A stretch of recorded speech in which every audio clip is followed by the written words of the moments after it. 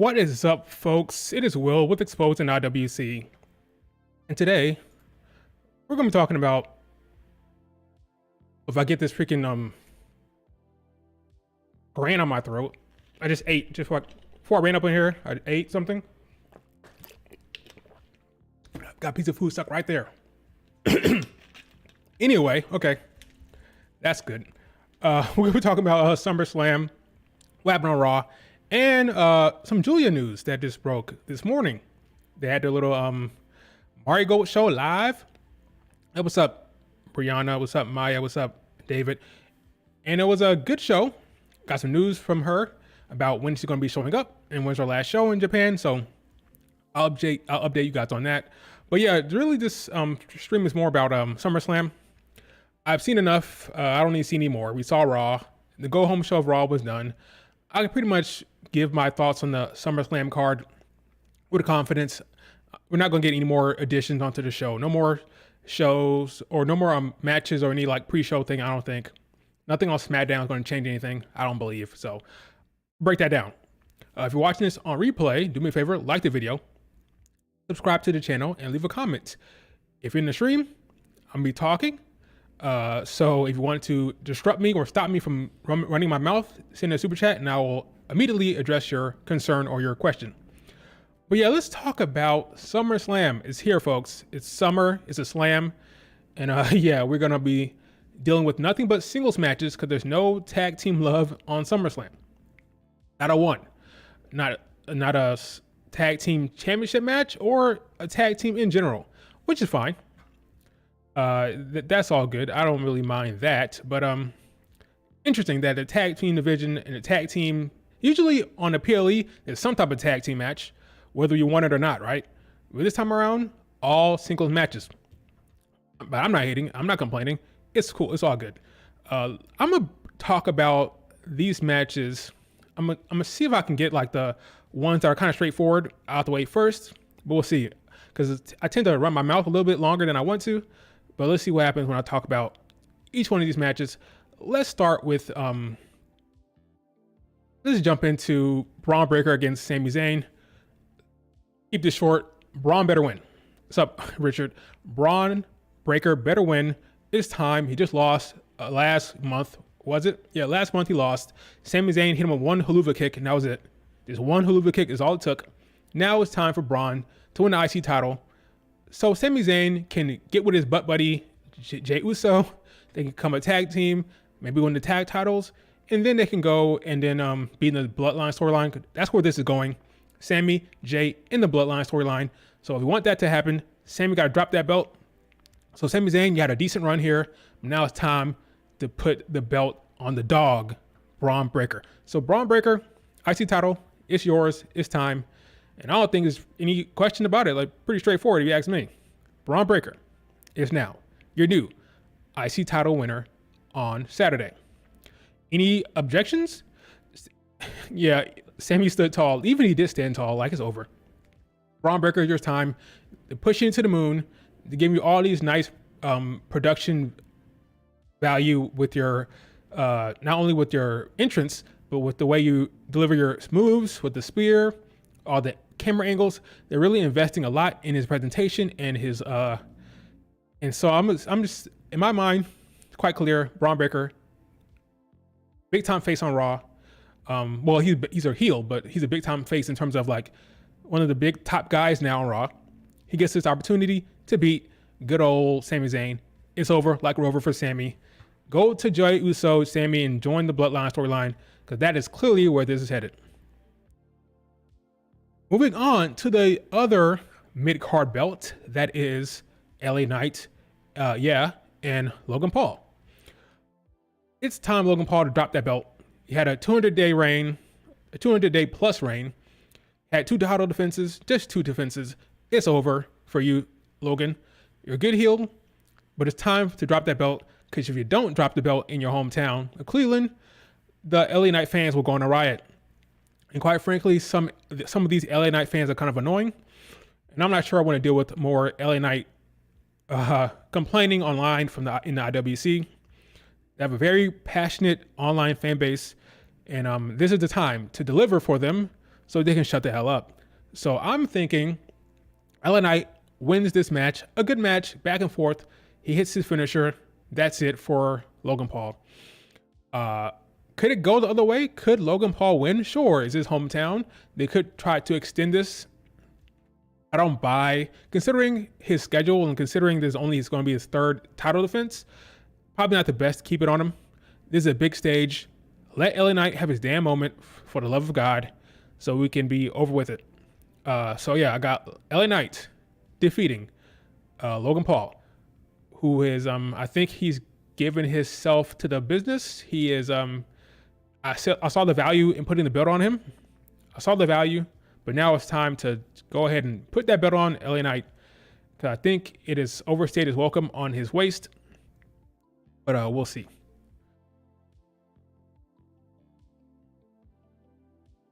Logan Paul against Mr. Beast. For the sake of the IWC, yeah. For the sake of the IWC, let's just get this over with. Let's put the belt on LA Knight. It's not crazy. It's not crazy that he retains, but I'm just going to go with LA Knight here for the sake of my own sanity and my own timeline, because I don't want to hear the WWE are fumbling LA Knight over and over again. Okay, that's what's going to happen. So let's avoid that. All right. The next match is Bayley versus Nia Jax. Nia Jax, of course, is your Queen of the Ring. Bayley is your Royal Rumble winner, and she won her belt at Mania.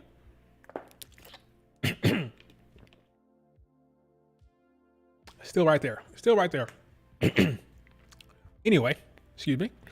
Yeah, I'm thinking that Nia Jax will lose this match because Bayley is the Royal Rumble winner. She's a Mania winner, and she hasn't really had a big time win in this reign. Okay, she beat Naomi and Tiffany. She beat Piper Niven, but she hasn't had a solidified big time signature win. And Nia Jax herself said in her promo, she said that Bayley hasn't had a signature win. So wouldn't the signature win need to be Nia Jax then? That's what I say. So again, I don't see why you take the belt off of her now without a big time win, unless Gunther is losing, which I don't see right now as happening. Nia Jax, she flattened Bayley on the last SmackDown. She crushed her with the Annihilator and pinned her. So we already got that visual. That visual was in your head. So they didn't save it. They didn't save that visual for the PLE, so they gave it to you now. Is that an indication that Nia Jax will lose? Maybe. If it was Vince, for sure. Triple H, a little bit more trickier. I still say, in my gut, that Bayley will retain here. Because if she doesn't, then you have a situation where Nia Jax is champion and Tiffany Stratton's Money in the Bank winner. Now, there's some folks who think Tiffany is going to win the belt by taking out Nia Jax. Sorry, that's not going to happen. Why? Well, Tiffany Stratton is about to get her pink briefcase that Nia Jax is supposed to give her. Nia Jax is supposed to give her the pink briefcase. Until she gets it, she'll not cash in. One. Number two, they want to sell that merchandise. They want to sell that briefcase on WWE Shop, which means Triple H will want Tiffany to walk around with that pink briefcase for a while. That's how you sell merchandise. So if you want to sell that thing, Tiffany's got to hold it and walk around with it, similar to what Damian Priest did with his purple briefcase, right? Want to sell the purple one? Now you got to sell the pink one, okay? So she's not going to cash in at SummerSlam. So don't get that out of your head. Tiffany is not going to cash in at SummerSlam. So if that's the case, I'll be shocked if she did, right? So if that's the case, then we can think about who's going to win this match between Bayley and Nia Jax. Are we going to have a situation where Nia Jax is champion and Tiffany is walking around with the Money in the Bank briefcase? Is Tiffany going to go to Raw and start antagonizing Liv Morgan? I'm going to go with Bayley here. Am I 100% certain? Not necessarily, but I think Bayley is the way to go. I'm leaning Bayley. Yeah, Nia Jax pinned her clean on SmackDown. So yeah, relatively clean in the sense that they did attack Michin before she got to the ring. So yeah, her tag team partner wasn't there. So technically not clean, but yeah, she pinned her. I think Bayley gets a signature win on this reign. Again, this woman won the Royal Rumble and Mania like, what's his face? Cody Rhodes. The same path as Cody Rhodes. She won the Rumble and won the championship on the same day as Cody. She has not had a big time signature win. Do you take that away from her? I don't think so. So I'm going with Bayley here to get that dub. Moving on, I don't see Tiffany cashing in until Mania. I think she'll hold it for enough time to sell the briefcase online, enough time to sell that thing to the collectors, folks that collect the briefcases. Yeah, however long it takes to sell enough of those, then she'll cash in. Triple H doesn't do a lot of title changes, so yeah.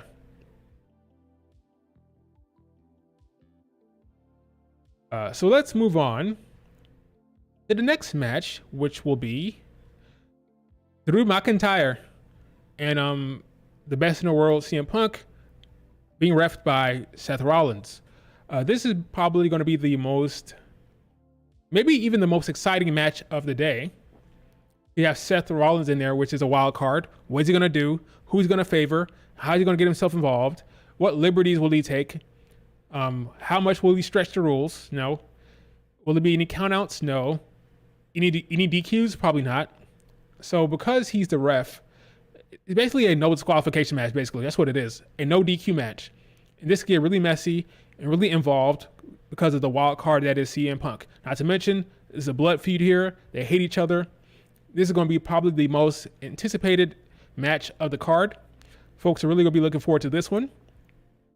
I got Drew McIntyre winning because I think they want to do the CM Punk Seth thing down the road anyway, more so than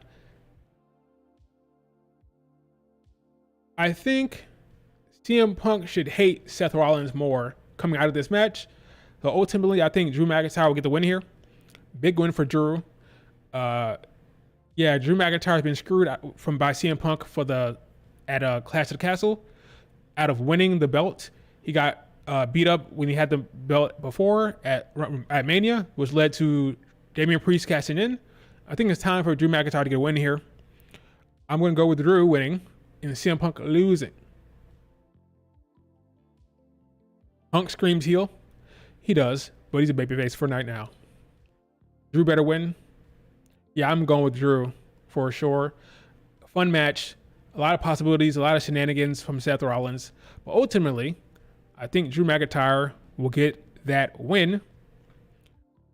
I think that makes the most sense. Am I missing something here? No. I think this goes to Bad Blood regardless. If it's going to Bad Blood, maybe you want Drew to win. Well, Drew is the heel here. So maybe if you want Bad Blood, you want Drew McIntyre to have the Bad Blood for CM Punk, leading to that PLE. But anything can happen here, so we don't know what's going to happen. Drew McIntyre has CM Punk's bracelet. It's really personal here. He flashed it to him last night, showed off the bracelet that he still has. CM Punk will probably get that back. Yeah, I'm going with Drew. I just feel it in my gut. I'll go with Drew. I don't have that much conviction in it. I'm not that certain of it, but I'll go Drew McIntyre to get the win here. Love all the work Drew is doing here. Top feud, hater of the year. We're going to go with Drew here. Moving on to the next match, which is Cody against Solo Sikoa. Now, this would probably be the main event, but we'll talk about it now. I think Cody will win. Sorry, Solo Sikoa. I know you're the freaking emoji. The hashtag is your face. You know, the SummerSlam hashtag is Solo Sikoa's face. I'll be shocked if they put the belt on Solo Sikoa. I'm sorry, Solo. Cody got to win here. I think we're getting Cody against Randy Orton down the line. So yeah, Cody Randy is the move here. So Solo's got to lose. Now what's going to happen afterwards? Probably Roman Reigns, maybe Jamie Uso, maybe Paul Heyman come out. That's what everybody's looking forward to. That's the angle that people are excited about. That'll probably close the show.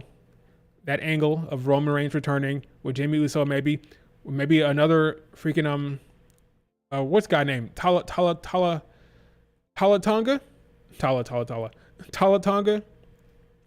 guy who's been signed, the taller one, like 6'7", 6'8".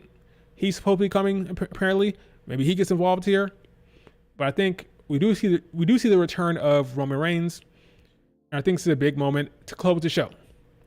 That'll be the big talking point at the end of the show. So it doesn't matter. Again, I talked about this before. Doesn't matter what happens in the match if you have a big time, huge angle to close the show. So yeah, even if the result is obvious, like Cody winning, no one will care because the big angle is the big talking point. That's what everybody will be talking about. So it doesn't matter how the match goes as long as the payoff works when it comes to the closing of it. So I have Roman returning, but I have Cody winning this match. Then they'll dominate SmackDown and have like 50-minute segments, and all the time will go to the Bloodline storyline. But yeah, that's what we can expect. So got Roman Reigns returning, but Cody wins. Any objections? Cody Randy at Bad Blood. Yeah, I love that idea. Imagine Solo wins. Yeah, that'd be crazy. But then you had to take it off him, which means Cody will be back in the storyline, right? Cody will stay in the Bloodline stuff if that happens, because Cody is going to get that belt back if he loses to Solo. So I don't love it. I don't love that idea. So right. Doing the match because Roman's returning. I agree. Randy turns heel next SmackDown, taking Cody out of the storyline. Yep. I love that idea. Then you get Jey Uso and Sami eventually going over there somehow. We'll see how that works out. But yeah, Solo, you're going to lose, sir. Jacob Fatu becomes the actual threat here. Anyway, moving on to the next match, which is Gunther against Damian Priest. Now, I thought it was possible, and I still think it's possible that Damian Priest could win this, but based on the booking here, Damian Priest has been made to look very strong. He's been very strong over the past month. At no point has Gunther had the best of him. If you notice, Gunther has never really had the best of Damian Priest the entire run. Is that an intentional thing? Maybe. Gunther has looked strong. He even closed the show last night. He closed the show beating up freaking Gunther. He's been getting the better of Gunther the entire time. Do you double down by having him beat Gunther? I don't think so. Looking pretty bad for Damian Priest, especially if I think Nia Jax is losing. Both the Queen and King of the Ring are not losing, right? They're both not winning probably, and they're both not losing. They're definitely not both losing, right? Maybe they both could win, but both lose? Nah, I don't see that. So if I have Nia Jax losing, I gotta pick Gunther to win. I think Gunther wins. Finn Balor said that he's gonna stay out of it. Said Damian Priest gonna go down there by himself. Do like how Finn Balor last night took on Gunther by himself. So I think it will be Gunther and Damian Priest one-on-one, no shenanigans. Now, some people think that Finn could turn on Damian Priest. At this point, does it make any sense storytelling-wise? Why? We just saw last night Gunther choking the hell out of Finn Balor to the point where he's unconscious. Damian Priest had to come out there to help him. So why would you help Gunther, the man that choked you out till you're unconscious? Why would you help him win the next at the next PLE, considering what he did to you? The man tried to really end your life. He wouldn't let go of that damn chokehold. Come on now. It'd be so silly for him to say, all right, let's go help Gunther now beat Damian Priest. I don't think that makes sense. I think Damian Priest goes out there by himself, all by his lonesome, and he loses clean one-on-one to Gunther. Or maybe they might protect him, but I doubt that, because Gunther doesn't cheat. So because Gunther doesn't cheat, I think Damian Priest will lose clean. That'd be that. It's going to be a very good match, a banger, for sure. But I got Gunther taking the win here. I'm glad you're losing. I'm glad you're leaving the real main event last. We'll see. Yeah, man, he's been looking very strong. Damian Priest has been looking very strong, very strong. So it can't be for nothing. It can't be for nothing. I think Damian Priest has been made to look strong to keep Gunther. Give him a big win. So right now, a lot of people think Gunther is going to win. So you make Damian Priest like a badass. So if Priest looks like a badass and Gunther looks like a badass, then you have a big time match that is deserving of a one-on-one match where anybody can win, right? So that's what they're doing here. Big time matchup here.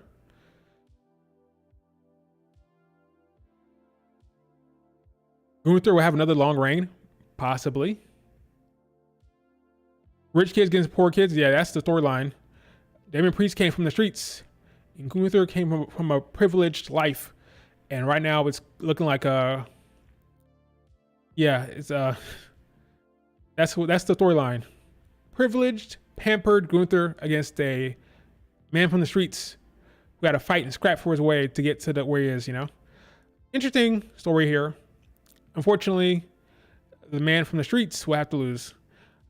Is it possible that Damian Priest wins? Yeah, it's not clear cut. It's not 100% certainty. But I'm leaning Gunther because of the way Damian Priest has been booked so strong. Not really coming from an underdog situation here. He's been booked so strong over the last few months, last few weeks, so strong. So it's not really a scrapper Sami Zayn situation where Sami Zayn was kind of underdog and had to go up against the odds. They presented Damian Priest like a big time deal. So I don't think so. I think Damian Priest will take that L. Yeah, it could go either way. I agree. Could go either way. All right. So before we talk about the next one, let's take a quick break. And we'll talk about probably the match I'm going to talk about most about, because I'm kind of annoyed about the IWC and how they've been talking about this match. So this is probably a much longer talk. So let's take a quick break so I know where to put the damn ad. All right. Quick break. Oh, wrong freaking thing. Here we go.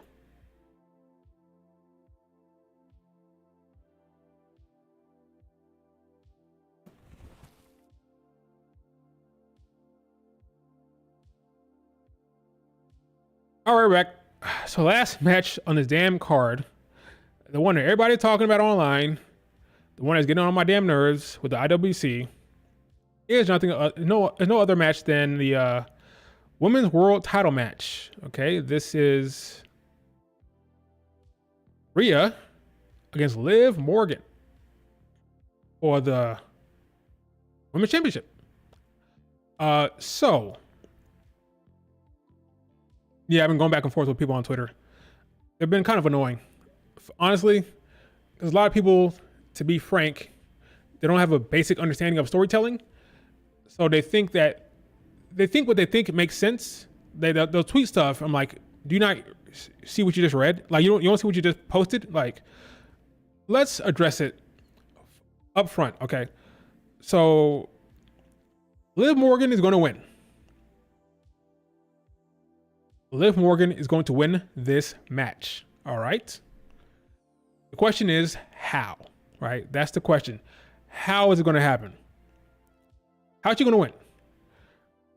Let's just go through our options here, see what's the most likely, what makes more sense, what's dumb, what's stupid, what's smart. Let's just go through it really quick, okay? Liv Morgan is not going to win clean, right? We agree with there, right? No clean win. So, what could happen? She could cheat. Use the brass knuckles, use a weapon, rake the eyes, grab the tights, roll up, etc. She can find a way to cheat. It's possible. It would work. Is it the most compelling?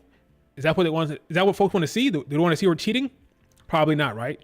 They want to see something else beyond that. Okay. So let's put that to the side. It makes sense. It works. It makes logical sense. It would work, but it's not going to be the most compelling television. Fine.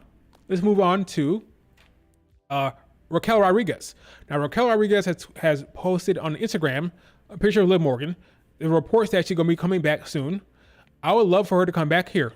Because I've been missing Raquel because she's been out for not injury because of her skin condition. I would love to see her on the screen because that means she's doing well and she's in good spirits and she's back and her condition has cleared up. And I would love that for her because she's been out for a while because of that reason. Not because of injury, because of a skin thing. So I would love for her to be good and come back and have a spot on the SummerSlam card in that way. Coming back to help her friend Liv Morgan, considering Raquel has a rivalry with Rhea Ripley. She hates Rhea Ripley. Rhea Ripley cost them the tag titles. She never had an ending to their damn feud because if you remember, when Raquel was fighting when Raquel was fighting Rhea Ripley, Nia Jax came and interfered at that match. So we never actually got a conclusion to that feud. If you remember, right? There's never a concrete end to the Rhea Ripley Raquel Rodriguez feud because of Nia Jax came back, right? Even then, she left because of the skin thing. She came back at the Chamber, left again. So never really had a wrapped up storyline with Raquel and Rhea Ripley by design. Triple H did not want that feud to have a conclusion. He wanted to keep Raquel strong. So when she comes back, she obviously will side with her friend Liv Morgan. She'll turn heel. And we'll have heel Rodriguez, which is the best Rodriguez. Go back and watch her NXT stuff. Her heel run was the best thing she did. She was dominant. She was a force of nature. And she beat Rhea Ripley routinely in NXT, especially right before she went up to the main roster. So Raquel Rodriguez, heel Raquel would be good for Liv Morgan. And that would make sense, right? So that would be good. So Liv Morgan could cheat, right? Raquel could show up and interfere. Now let's go to the whole Dominic Mysterio angle, right? Let's talk Dom. Dominic Mysterio should not be out there to begin with, right? Dominic should not be out there ringside to begin with. In kayfabe, Rhea Ripley has not lost in over 2 years. She hasn't been pinned.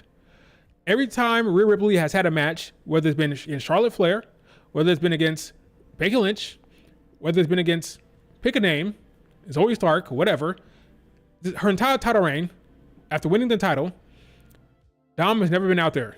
He's never been out there. She's been out there by herself.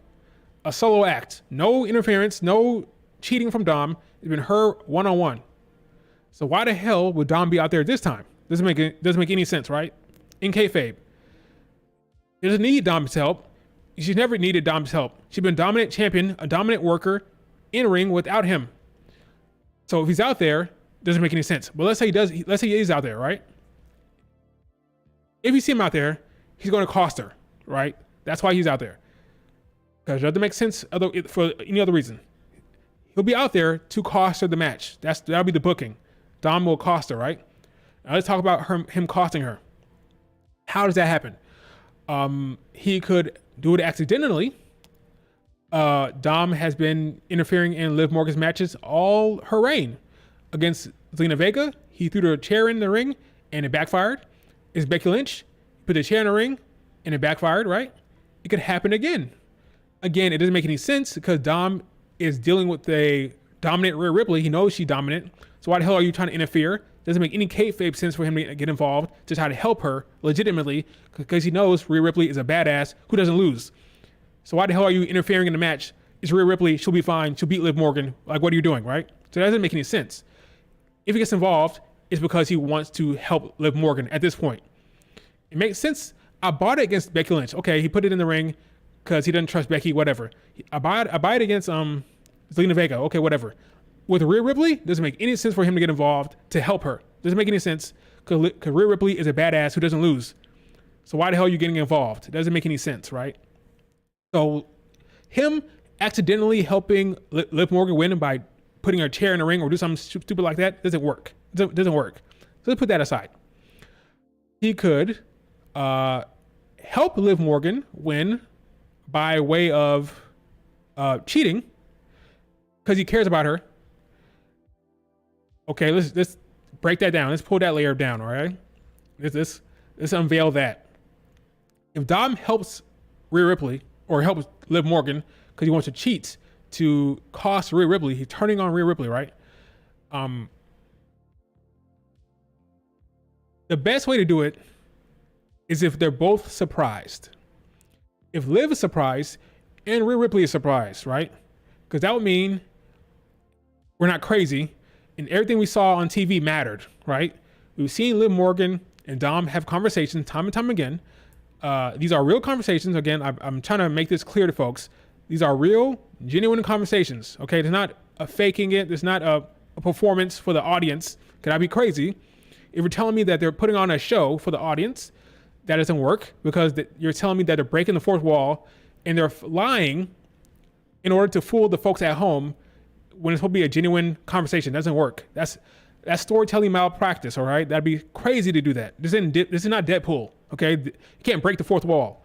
Every conversation we've seen where there's been them one-on-one is a genuine conversation. If it's not, it's storytelling malpractice. You cannot buy anything. You can't buy anything you see anymore on screen. Okay, so let's put that to a side.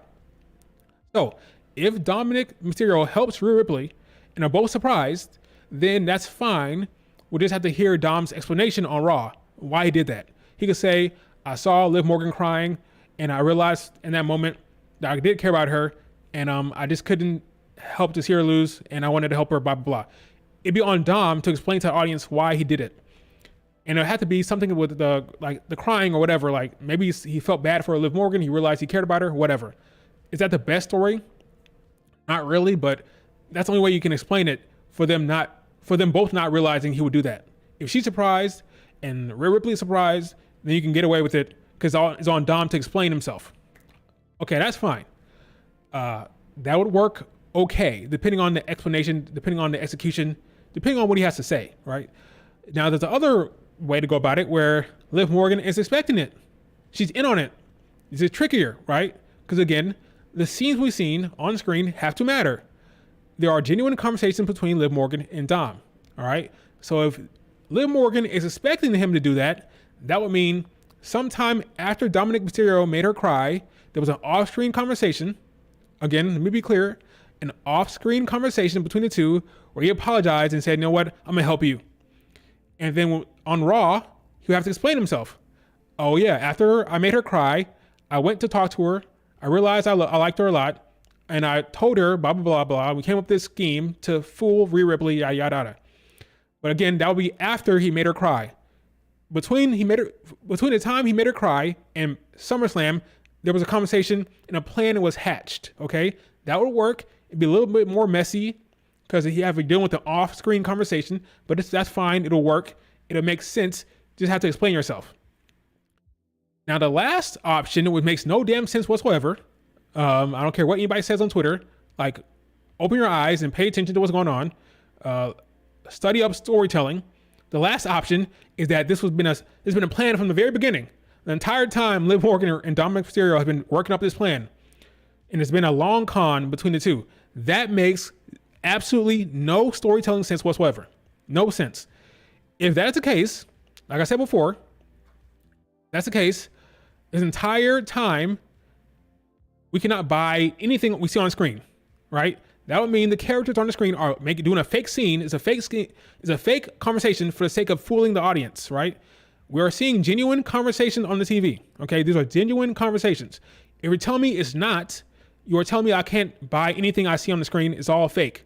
It all could be fake, right? If what you're telling me here, I'll even pull up a scene real quick. Let me pull up something real quick. For example, Liv Morgan, Dom. See what pumps up. For example here, I'm gonna pull up this right here. I'm gonna mute it, and I'm just gonna pause it so I don't get copyrighted. Let's show. Okay. Let's show browser here. All right. These two people are talking in a scene. This is a fictional television, okay? The camera is not actually there. If the camera is there, I mean, in kayfabe, if there's a cameraman in there in kayfabe, the scene doesn't work. because he knows that this is being broadcast live, and Rhea Ripley will see him interacting with her, so he wouldn't actually have her stretch him out or anything like that. The scene cannot work if there's an actual camera in there, right? We're getting a fly on the wall or fly on the in the room perspective of a conversation, just like you're watching any TV show. If you're watching Game of Thrones, you're watching whatever show you want to watch. It's a fictional television show where they're capturing a real conversation. Okay, if they were planning a long con, right, or if they were in it for the entire time, if it was a long con to fool Rhea Ripley, right now, what would they be saying? They'd be saying, this plan's going great, huh? Yeah, it's really working well. Yeah, they're falling for it. Yeah, cool. Yeah, it's going to perfection. This great plan we have here. Okay, this is a real, genuine conversation. In order for them to be in it the entire time, this long con to fool everybody, right? If there's a plan from the very beginning to trick Rhea Ripley, this scene is a fake scene, right? Which would be terrible malpractice from a storytelling perspective, okay? It can't happen. We have to believe, as an audience, this is a genuine conversation being taken place. If it's not, you cannot buy anything you see on TV. So all these people online saying, well, they're clearly not going to let you know it's a phase. What do you say online? It says some crap. What was it? What do you say? I'm trying to think about the exact tweet. Well, they're not going to let you know that they're fooling Rhea Ripley. Like, no, that doesn't work. This is a genuine conversation we're seeing. It's a fly on the wall perspective we're getting. It can't be, oh, they've been in it the entire time. Doesn't make any sense. Okay. I think that's pretty simple and straightforward to think about. But for some reason, folks online are confused by that. Let me pull up. Matter of fact, I can pull up another one. This right here, another one. When he walks by, right, and he sees Liv Morgan, this is a genuine, real interaction. If it's not, then this is a fake scene that we cannot take seriously going forward. Anything they show us, okay? It's that simple. This is a real conversation. So Dom and Liv Morgan are not in a long con or some type of long plan to fool the audience or fool Rhea Ripley. Doesn't make any sense, okay? So if Dom turns on Rhea Ripley, that would mean at some point between after he made her cry, they had a conversation and he told Liv Morgan, hey, I'm going to do this. Or if it's a complete surprise to Liv Morgan, that means in his heart, he made a decision unbeknownst to the audience and unbeknownst to Liv Morgan. Does that make sense? So I'm not saying it's impossible for Dominic Mysterio to turn. I'm just saying it would have been better if something would happen last night to trigger the audience to know that's going to happen. If it doesn't happen, which it didn't because nothing happened last night, really, Liv Morgan destroyed the clubhouse and she had a vignette where she said she hates Dom and she called Dom Rhea Ripley's bitch. That was kind of funny. No, nothing other than Rhea Ripley's bitch. Hilarious. Okay. Now, if he turns, let's explain it on Raw what happened. In between him making her cry and SummerSlam, there was a conversation, or Dominic Mysterio decided by himself to make a decision to help Liv Morgan, and Liv Morgan was surprised. Does that make sense? Because folks on the internet are just like super confused. Like genuinely, is that clear? Like, because I thought I was taking like crazy pills last night where folks like, oh, we're not making any sense. What are you talking about? But yeah, Finn Balor, I believe, is working with Liv Morgan. He's the one they need to worry about. Will he interfere in her match? No. I don't think so. But what do I believe is going to happen? What I actually believe is going to happen. I think it would make more sense for Raquel to get involved here. My heart wants that to happen, and my brain thinks it makes the most sense. If they go with the Dom route, which is possible, they just have to do a good job explaining it afterwards. Like, why you need to make that decision? We need to make the decision and why, basically, right? When did he come up with the plan and why? If it happened before he made her cry, storyline is garbage because it makes no sense. All right. This scene has to be a genuine conversation. If it's not, you can't buy anything you see on TV for wrestling. You can't buy it. Anything you see. It's all fake. It could all be fake. We have to believe as an audience that this is an actual conversation that's happening. Dom is telling her to leave him alone. Leave me alone.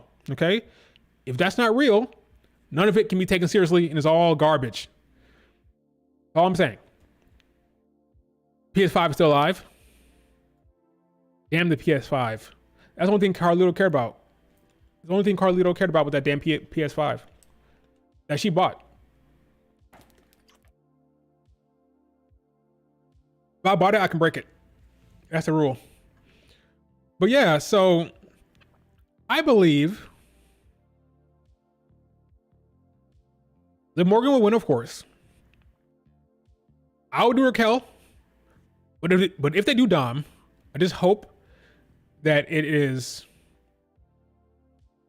probably be the better route to go. Liv Morgan and Rhea Ripley are both surprised in the ring that happened. Probably the easiest way to go about it. Liv Morgan is shocked and she's happy, and Rhea is shocked and she's upset and she's sad. Right? That's probably the best way to go about it. Anything else would be trickier from a storytelling perspective. You know, it would be real tricky.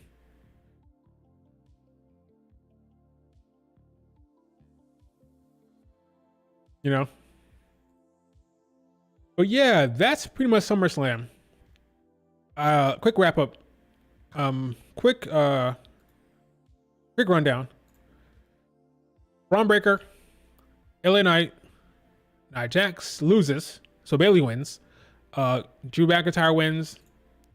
Cody Rhodes wins. Gunther wins. And Liv Morgan will definitely win. Question is how. It won't be Liv Morgan versus Lyra because Lyra is paired with, the Party Birds. You already manipulated Finn, I don't think Finn will get involved here, though. I don't think so. Because if Finn gets involved here, he has to turn on Damian Priest right away. And I don't think that makes much sense considering we just saw Finn Balor get choked out by Gunther. But yeah, it's all... we have to hope that the storytellers know what they're doing. Gotta hope that a story is being told that is actually coherent. So the easy way to go about it is Priest loses clean. Raquel shows up and helps. And then you can do the Dom turn later. You do it later. If I had to bet money, if I had to bet it, I'd say Dom would get involved now at SummerSlam. I just hope they make it make sense. That's all. I agreed that Finn should turn first, because if you want to hurt Rhea Ripley the most, from a storytelling perspective, you want the story to hit her the most last, right? So if you want the pain to hurt the worst, you have Finn Balor turn first and Dom turn last to have the nail in the coffin to Rhea Ripley. The biggest hurt you leave last, okay? So if you're gonna hurt Dom, if you're gonna hurt her more to lose Dom, then that should happen last, not first. And even if it does happen first, then you have what? You have a Liv Morgan and Dom pairing. And right away, you have a Judgment Day going after Dom, right? Because if he turns on Ripley and chooses Liv Morgan, that puts him against Damian Priest right away. And the Judgment Day right away. So what, are you going to have Finn Balor and JD going after Dom? I don't know if that works. So you should probably save the Dom turn for last. So Damian Priest should lose the Judgment Day, right? That should explode. Yeah, Finn, Carlito, and JD on one side. You have Dom, Rhea, and Priest on another side, and then Dom turns, leaving Rhea just to be alone with Damian Priest. That's what you do it. That's how you do it, I think. That's what I would do. But yeah, good show it will be this weekend, I think. What happened on Monday Night Raw? Unless you guys have some questions about that PLE. So 3 title changes? Let me see. I didn't think about that. How many title changes? 1, 2. Yeah, it's kind of crazy. Both mid-card titles changed hands, I guess. That's what I'm predicting. 1, 2, 3. Yeah, 3 title changes. That's a lot. That's a lot. I'll admit that's a lot. Worst thing Dom could do is turn. Once he goes with Liv Morgan, she won't want him anymore. Yeah, that's true. Well, unless she's really falling for him. Is that real? Does she really care about Dom? I don't know. Yeah, it's possible Damian Priest retained. It is possible. You can have Gunther win at Bash at Berlin. It's possible. You could do that for sure. Yes, nothing's really set in stone with Triple H. It's always up in the air. Anything is possible. I think the for sures are. I think the for sure is Braun Breaker. I think the for sure is Cody. And that's about it. Those are the only ones I'm really sure is going to happen. Braun Breaker and Cody. Everything else is, I can see another way. I can see it, you know? Yeah, that's the thing. That's one thing you have to be clear about. Both King and Queen of Ring winners are not going to lose, okay? One will win. At least one will win.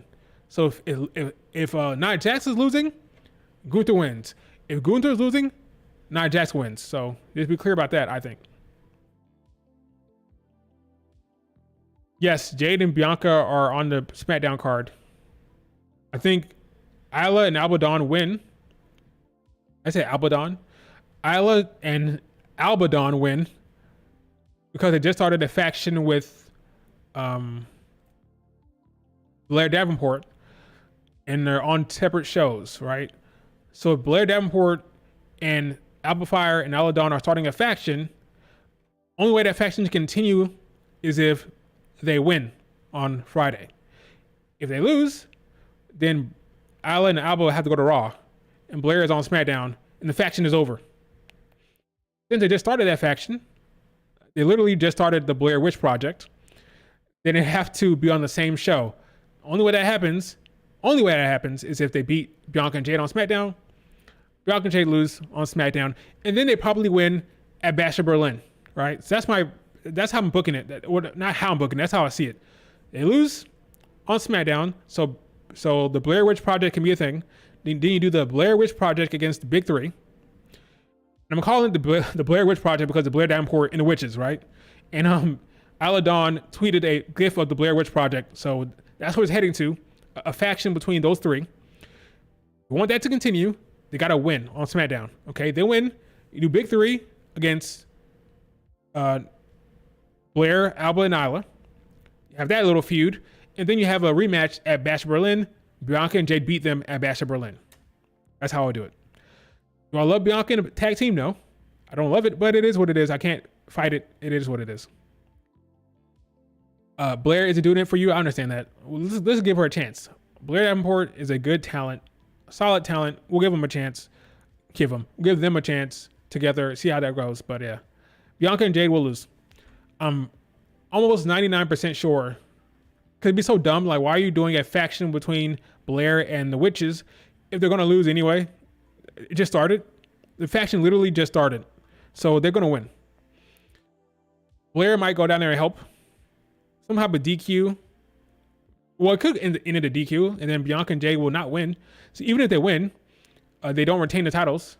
Well, they won't get the titles because they'll be retained by the champions, even if they have a DQ win. So I'm thinking that it's going to happen. Let's talk about Raw, I guess. What happened to Raw that I didn't already discuss? Let's see what happened to Raw.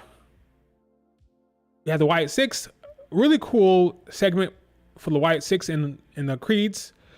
We're gonna get a 6-man tag match between Joe Gacy, Dexter, and Eric Rowan. So that'll be good for them. They took off the mask. I thought it was very smart for them to take off the mask. It has to be grounded. Once the match starts and the bell rings, it has to be grounded.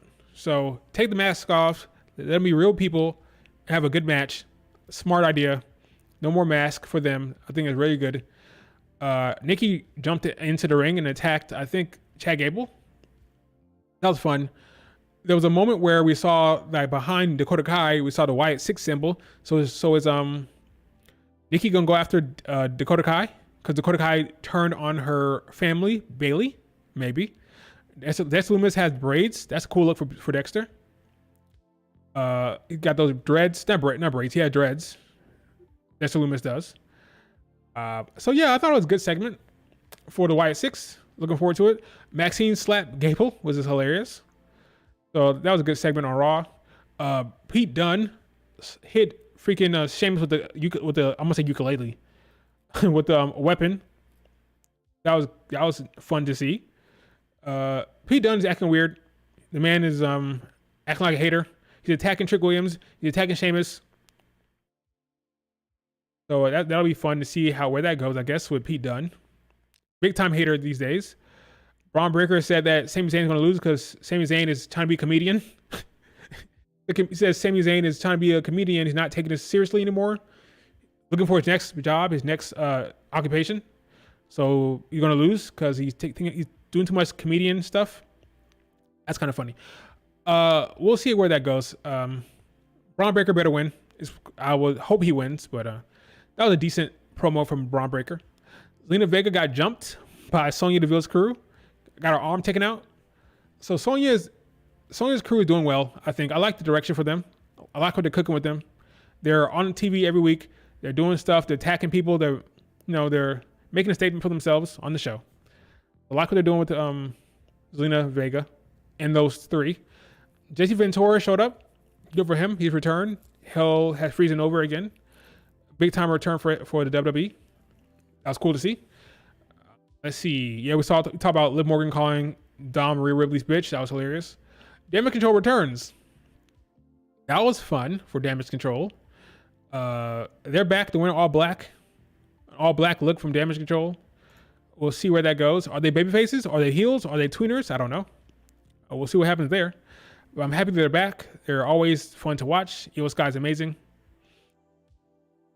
Am I missing something else? Sonya's faction doesn't mesh? Why do you say that? I think they mesh well.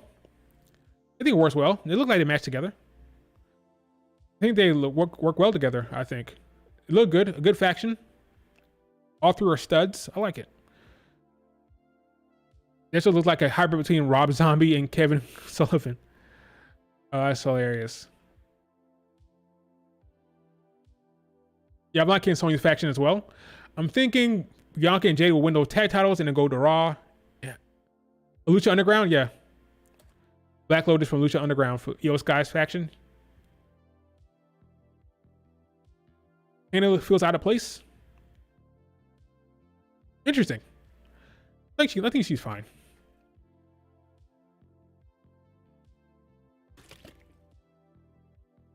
The lesbians are more threatening than Damage Control.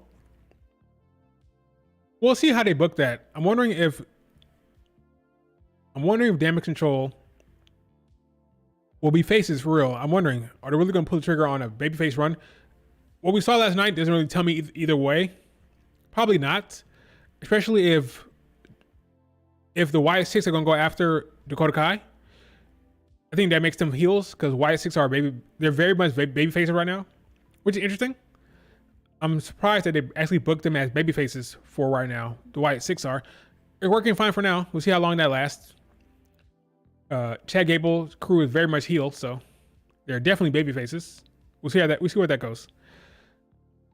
It needs a name? Yeah, I agree. It needs a name. Give them a name. That's how you know it's a real faction. Got Big Three, the Party Birds. Well, some of these were made up, right? The Big Three is fan-made. Party Birds are fan-made. Blair Witch Project is fan-made. Only Damage Control is a real actual faction name, so. Only Damage Control. So that was pretty much Raw, unless I'm missing something. Let me know if I'm missing something there. But pretty much Raw. And of course, not to leave out Giulia. Got some new news here from Giulia. This Today. It was today. Giulia will be heading to WWE after the 19th of August. She gave an announcement after our match today. She said, "Hey guys, by the way, I am leaving Japan after the 19th of August. She has 5 matches left on her Japan tour, just 5. Her last match will be against Mai Sakurai, which is a full circle kind of match for her. Well, not for her, more for Mai Sakurai, because when she was in Stardom, she's in a faction called DDM, and she was in a faction with Mai Sakurai. Giulia was, and Mai Sakurai, when they disbanded the group, this faction, Giulia left to go to Marigold, and Mai Sakurai followed her there. She even said in the promo that I'll be following Giulia. And she thanked Giulia for watching her grow and bring her up and all that stuff. Even though Mai Sakurai is older than Giulia, Giulia is very much a veteran to Mai. So she followed Giulia to Marigold, and she wanted to face her, in a match. So she went from the lackey, this is what they were calling her, Giulia's lackey, to now she's a tag team champion. Now she wants to face Giulia before she leaves. So that's her last match, which makes sense. I think it makes sense. I think it's appropriate. Giulia against Mai Sakurai will be her last match on the card, or for Marigold altogether. I like it. It works. Why is it not showing on screen? Let's fix that. Stupid.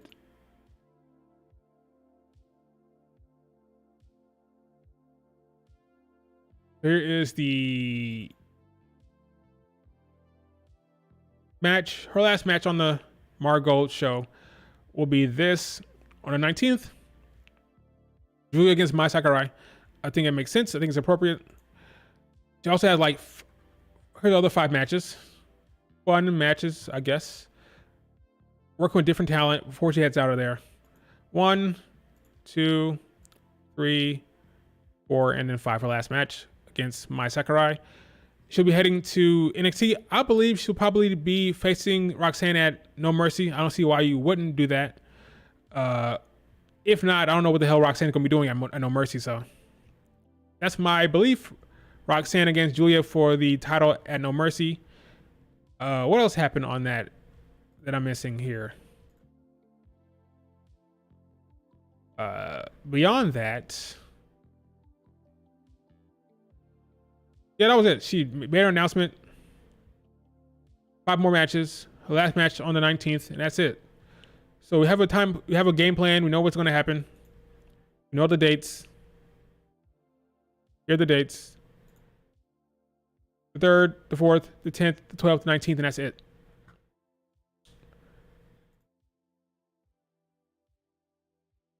Here are the 5. So yeah, I think that's enough time for her to be ready for No Mercy.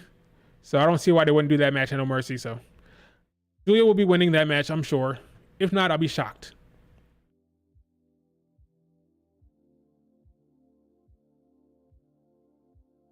Natalia joining. Rikishi's tweeting his displeasure about Jey Uso not being on the damn card. Rikishi needs to shut the hell up, honestly.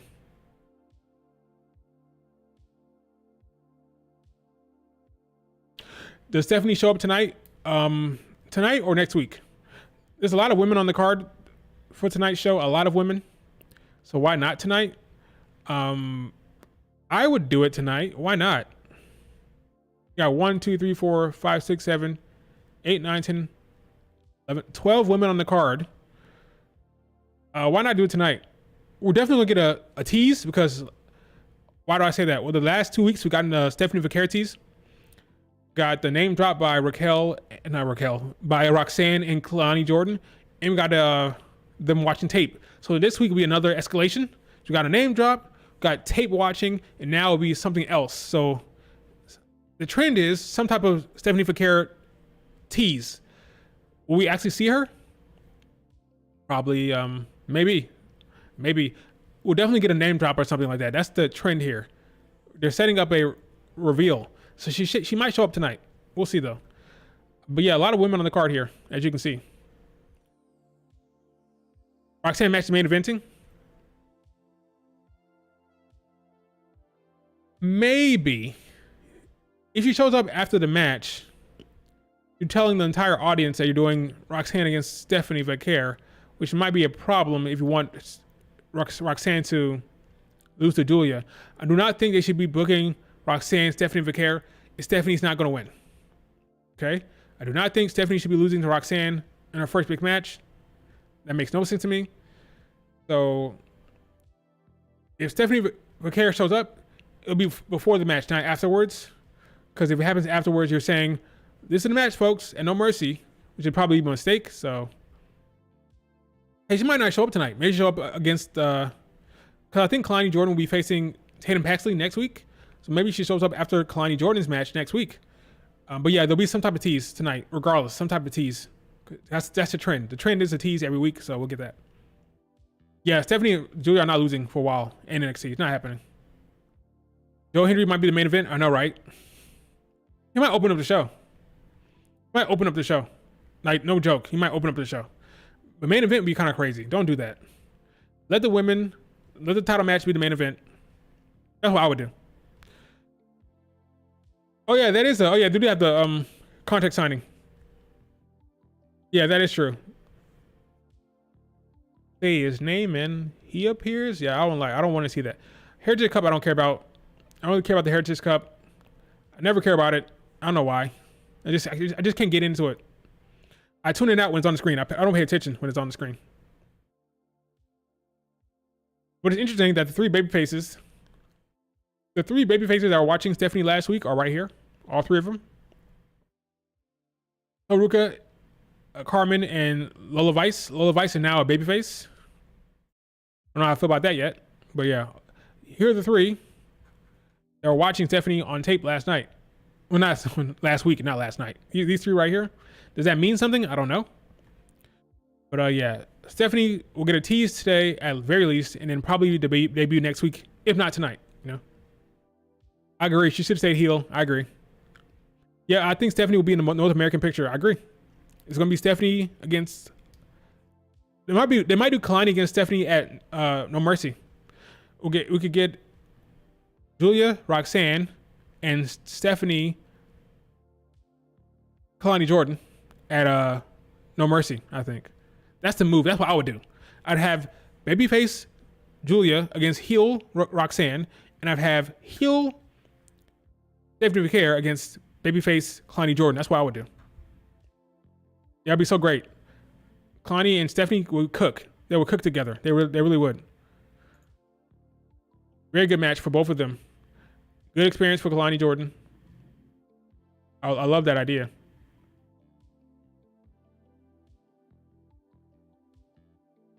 But yeah, these three. So let me be clear about something.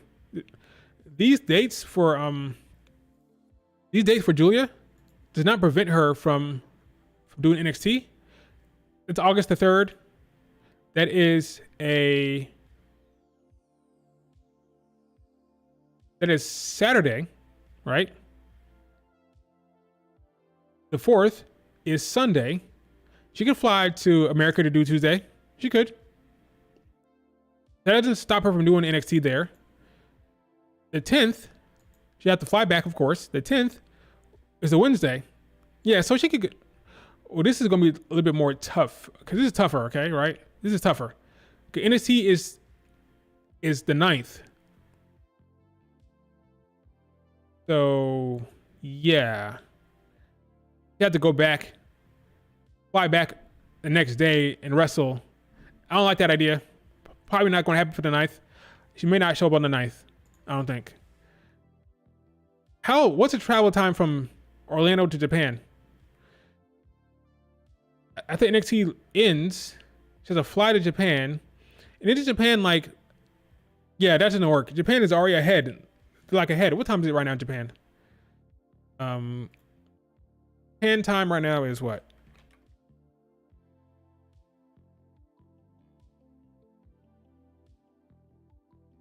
So it's the next day AM. It's 5 a.m. It's 5 a.m. It's 5 a.m. the next day, right?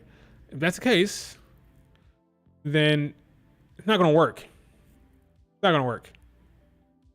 Yeah, it's not gonna work. It's not gonna work. Yeah, it's not happening.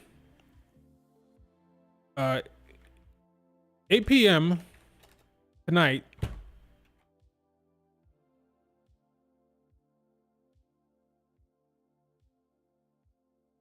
It's not gonna work. Nope. It's basically 11 hours, right? Like 11-hour difference. I'm sorry, 13-hour difference. Yeah, the 13-hour difference. They're ahead 13 hours in Japan, Tokyo right now. So 8 p.m. tonight would be 9 a.m. the next day.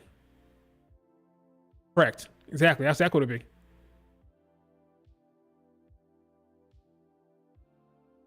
Which means, no, that's not gonna work. I don't think so. Does Bianca and Jay show up tonight? No. So she maybe not gonna make the 9th, August 9th. I don't think so. Maybe, let's see. How about the? Oh, never mind. I'm sorry. My bad. My bad. I'm looking at July. My bad. I've lost it. I've lost it. Let me put August calendar. My bad. August calendar 2024. I've lost it. So let's look at this real quick. All right, let's look at this. So obviously, you can make this date, right? You make the 6th. The 10th is Saturday. I'm looking at July. That's my mistake. I'm looking at July. The 10th is Saturday. Her last show will be the 4th of this week. She had 3rd. She has a date on the 3rd. She has a date on the 4th. And she's off until the 10th. She can show up to the 6th for sure, easily. She can make that date. No problem. She can make this date. And then Tuesday will be 13th after that week. And her dates are what again? The 10th and the 12th.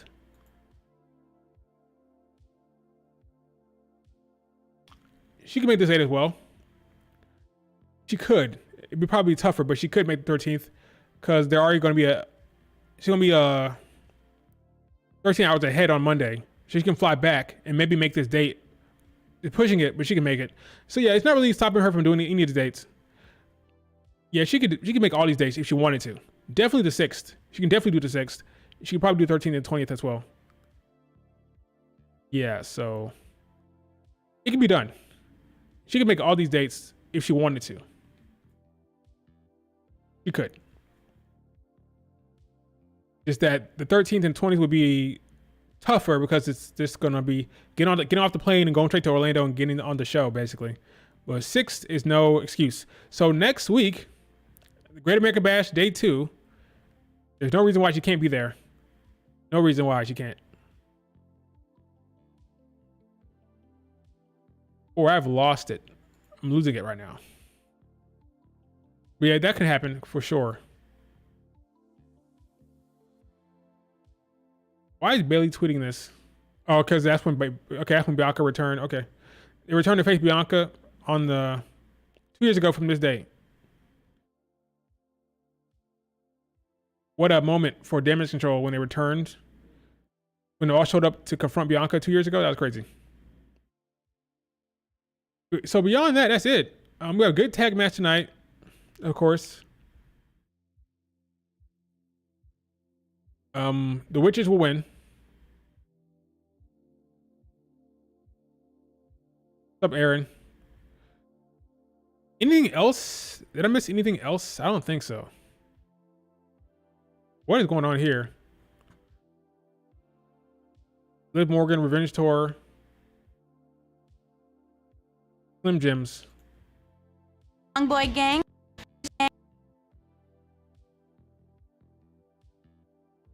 WWE Universe and Slim Jim Long Boy Gang. It's yours truly, the WWE Women's World Champion. We are just days away from SummerSlam, where my revenge tour continues. But before I take down Mommy, you fans will get a chance to get in on the action with an interactive voting experience. You all can now vote on the most savage moment of the summer, thanks to the OG Savage Snap, Slim Jim. Thinking about a savage... I don't want to get copyright Was showing that. Further than my iconic revenge tour, where I take away everything that Rhea Ripley loves. So make sure you go to WWE.com/Savage Moments to vote for my moment. Tune into SummerSlam this Saturday to find out which moment was voted as the most savage. Now watch me. Okay, so that makes me think that Dom will probably turn, based on this alone. On this alone, I get the vibe that Dom will turn, right? But then again, I don't know when they shot this ad. This ad could have been shot a long time ago. But yeah, this will. Again, Dom can turn. Just gotta make it make sense. That's all. Just make it make sense. That's all I ask.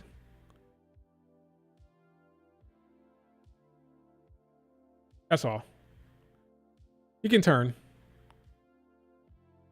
You gotta make it make sense. That's all.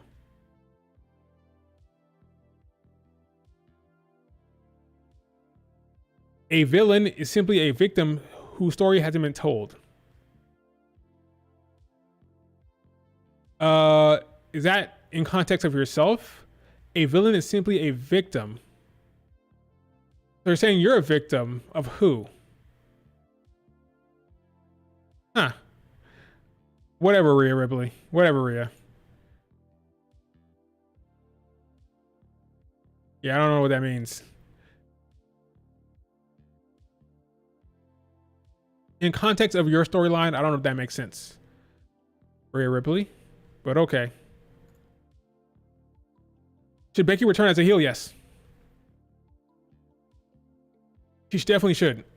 100%. No question.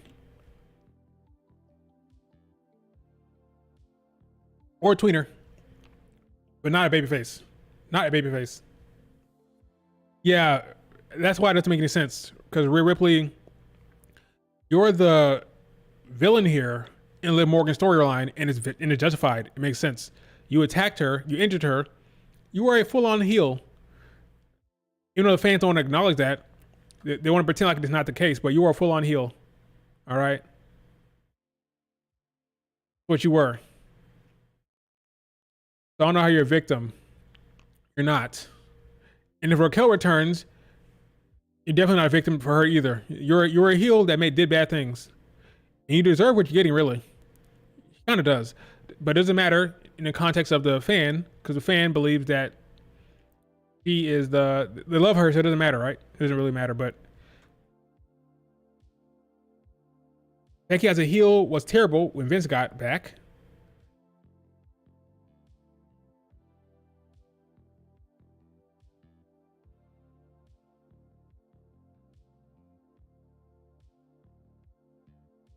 Liv didn't say Go back and watch those segments, okay? Go back and watch it. Liv Morgan didn't do anything to Rhea Ripley that was worth what happened, okay? She didn't do anything that's worth what she got. Stay out of her business, like what? What did she actually do? What business did she get into? Because I don't really remember. I just remember Rhea Ripley saying, stay out of my business. Basically said, what are you gonna do about it? Basically what they said, and then she went on the attack.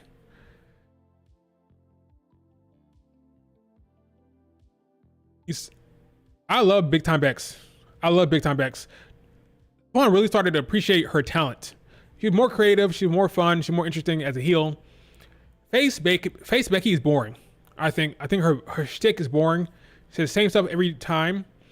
I do it for fans. I do it because it's important. Like, I don't care. I thought she was more creative and interesting as a heel. She should get back to that. And she wants to be a heel, so let her do it. Let her do it. I don't care what the crowd says. Josie stands want Kyrie mega push. Well, you know, they're gonna have to be disappointed because Kyrie not get a mega push anytime soon. Oh, okay. So they helped Natty get. Okay, so they saved Natty from getting beat up. So therefore, they got her business. So they stopped her from like maiming somebody. She want to freaking like injure Natty, and they stopped it. Therefore, they're in her business. Okay, full on heel, full on villain. She was right. So save me, Rhea Ripley. You're not a victim. You are definitely the villain in the story, but fans love you. So Liv Morgan is now the awful person. The only thing Liv Morgan did bad, only thing she did that was not justified, Like her going after Rhea Ripley to get revenge, that's fine. She started it, right? The only thing that she did was legitimately bad for me was what she did to what's his face? R-Truth. She fooled him and then she attacked him and caused him to lose. That was full on, like, R-Truth did nothing to you. You sacrificed him for the sake of getting revenge. That was bad. R-Truth was an innocent bystander. He used him. You should manipulate him to get the tag titles off of them and put it on Damian Priest. Well, put it on Finn Balor and JD McDonough. So that was bad. Anything else? It's her revenge. Rhea Ripley got it coming, you know. But yeah, R-Truth got screwed. That was legitimately a heel move by her, and you can't defend that. What she did to R-Truth in the Miz. But really, R-Truth, she draped him over the freaking That was hilarious. She like pulled his head down to the ropes. Crazy.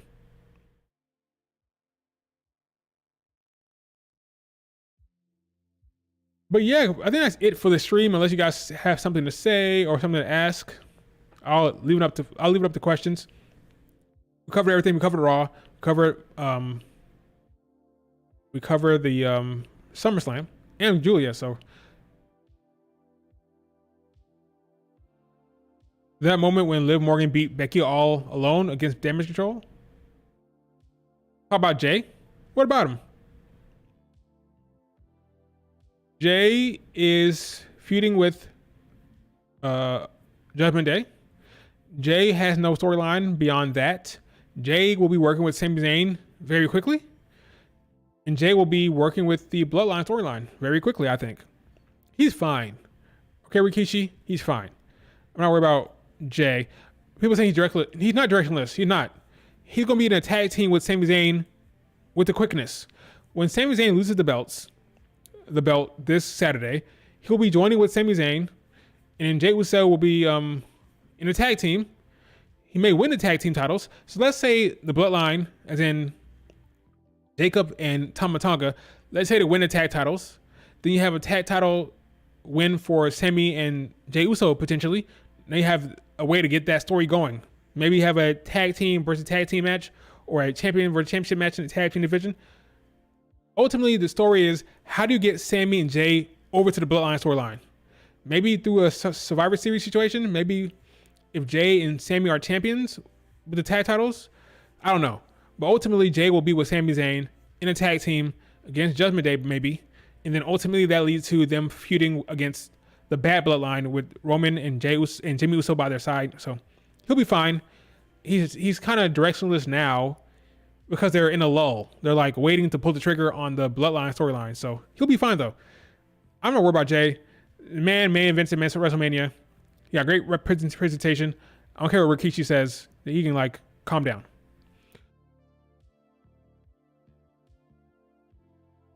What is Otis' ceiling? Not that high. Mid-card champion at best. Does Rhea and Liv Morgan at Mania? Does Rhea and Liv Morgan in at Mania or Bad Blood? It depends on what happens.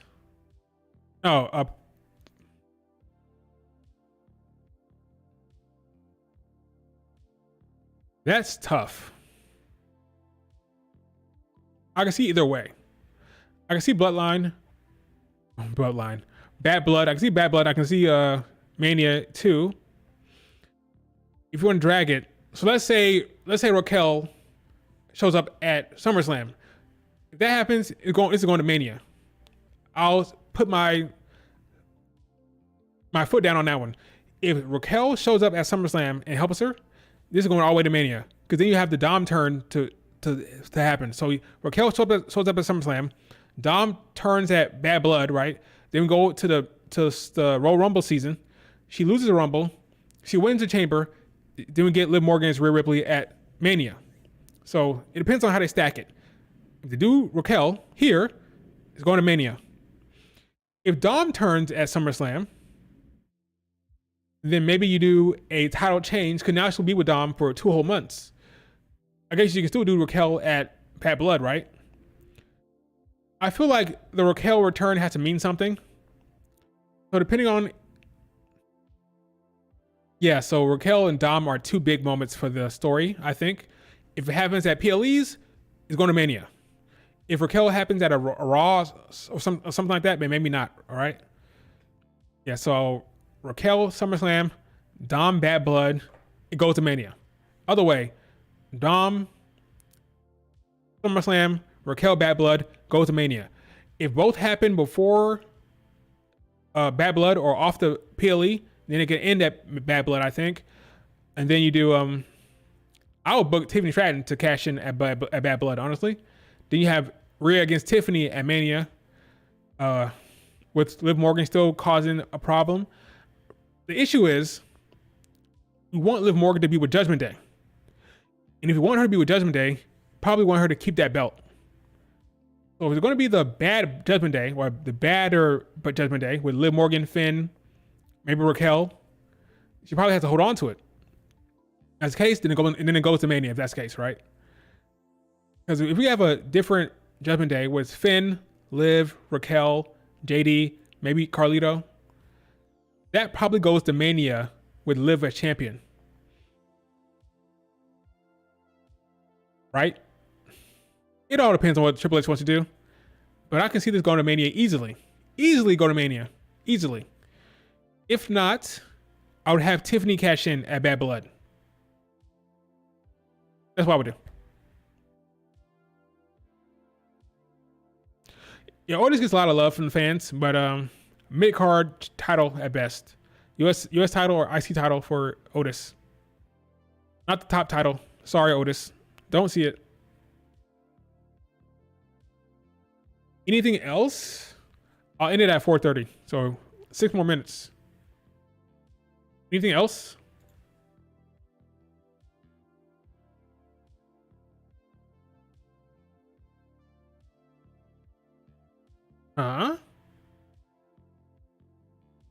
One source within WWE stated to not be surprised to see some additions or alterations to the sub. Okay, so we might get additions or alterations to the SummerSlam card. The pre-show, the 3-hour pre-show. Do we get Bianca, Jade, and Naomi against the Blair Witch Project on the pre-show? We're not getting the White Six because the White Six will be on Raw. That's a 6-man tag on Raw. An addition or alteration would mean maybe a 6-woman tag match with Bianca, Jade, and the Big Three. Maybe because Raw's done. It'd be a SmackDown thing. If it's something that happens on SmackDown, maybe. Alteration. Yeah, I don't know. Maybe Bianca. That's the only thing that makes sense. Yeah, Big Three against the Unholy Union. Yep. Or the Blair Witch Project, as I call it. If they screw Bianca and Jade, which will probably happen, if they screw them at SmackDown, they get an immediate match next day. Big Three against the Blair Witch Project. DIY Bloodline rematch. I don't see that. What would be the reason? If the Bloodline wins, why would there be a rematch? I don't think it'll be a rematch for the women. It'll be a different type of match, a 6-woman match or 6-woman tag match. That's a different type of thing. They wouldn't just because why wouldn't Bianca and Jay get a rematch? Let's say Bianca and Jay lose, and let's say Blair Davenport cheats. Why wouldn't they get an immediate rematch the next day? That's the case. So I don't think DIY against Bloodline the next day, because you want the Bloodline to be ready for to interfere with the main event anyway. But I do think Bianca and Jade will get on. Let's see what they say in the tweets here. Uncle Howdy, no. Gable, Uncle Howdy, no. Bianca Jade gets added. That's a possibility. Why do you keep talking about Uncle Howdy and Chad Gable? That's not happening. If that was happening, they would have built to that already. They would have announced that. That's not something you add later. The IWC is full of like dopes. I'm sorry. Dopes. Well, this is a report from Fightful. If this is legit, Bianca Jade is that's the only thing I see. Because right now the Raw stuff is done. There's no more Raw additions. There's no more Raw additions. Okay. They set a match for the Wyatt Six for next Raw. They set a match. If they're gonna do Chad Gable and a freaking Bo Dallas, they would announce that. That would have been the match. That would have been the one they announced for next Raw. That's not happening. So I'm guessing is Bianca and Jade after SmackDown, something happens. And like I said, Blair Davenport cheats. Only thing that makes sense.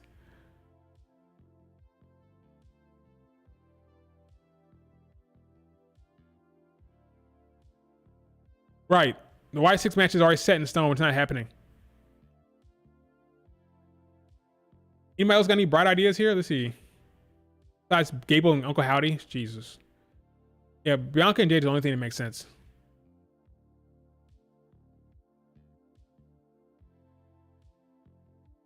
All right, but that's it for the stream, folks.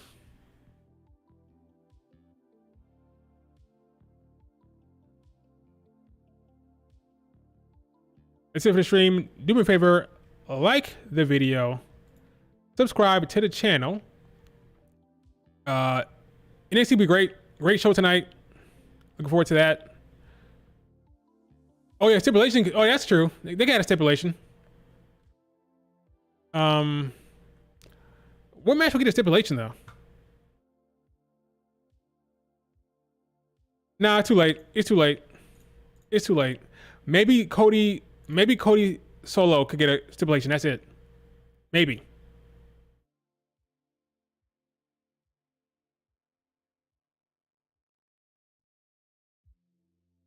Right?